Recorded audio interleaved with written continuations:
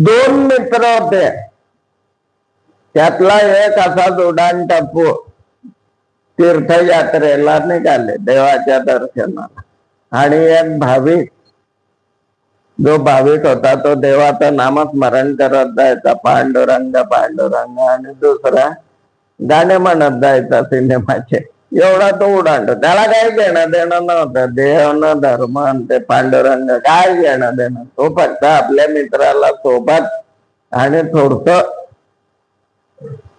पर्यटन, आपल्या साध्या भाषेत थोडस मजा मारण्यासाठी म्हणूया आपण, तो निघालेला होता. गेले ते पांडुरंगाचं दर्शन घेतलं आणि संध्याकाळी तिथे थांबले.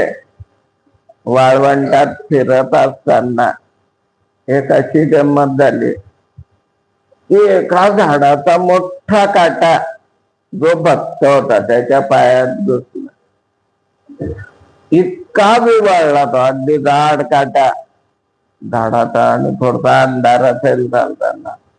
आणि त्याच वेळे जो पापी म्हणूया आपण, मजा मारणारा जो भक्त होता, त्याला 500 रुपये सापडले. तो त्याच्या आनंदात 500 रुपये, अरे काम झालं आपलं, उद्याची व्यवस्था झाली, उद्या हे हॉटेल पाहायचं ते हॉटेल पाहायचं.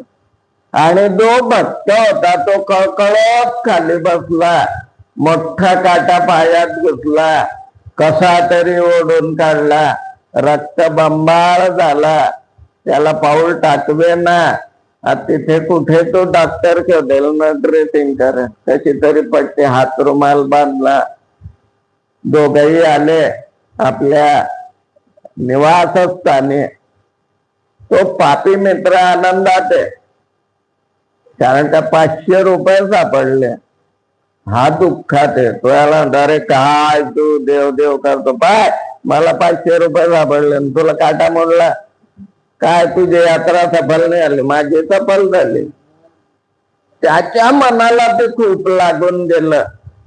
आणि मग त्याने रात्री विचार करत झोपला की देवा अशी कशी तुझी रीत आहे रे, जो पुण्य करायला आला त्याला तो त्रास देतो, आणि जो पापी आहे मजा मारायला जो आला त्याला पुन्हा उलट तू 500 रुपये देतो. वाईट वाटतं देवा मला, खरंच तू आहे की नाही, खरंच तुझी भक्ती करावी की नाही. जिथे भक्ती सोडून द्यावी अशी शंका आली, देव सावध झाले की अरे याला खरं काय ते सांगितलं पाहिजे. त्याला स्वप्न पडलं, स्वप्नात देव आले आणि सांगितलं की बाळा रे, ज्यावेळी तुझ्या मित्राला 500 रुपये सापडले त्यावेळी त्याचा राजा होण्याचा योग होता, पण त्याने पुण्यच केलं नाही म्हणून ती गोष्ट 500 रुपयापर्यंत आली. आणि ज्यावेळी तुझ्या पायाला काटा मोडला त्यावेळी तुझा मृत्यूयोग होता. तू केलेल्या पुण्यामुळे ते सगळे दोष घालवत घालवत काटा मोडापर्यंत मी आणून ठेवलं. सांगा मग देवाची भक्ती करायची की नाही, कशासाठी करायची? संकटकाली आपलं संरक्षण होण्यासाठी. साधी गोष्ट. आता तेच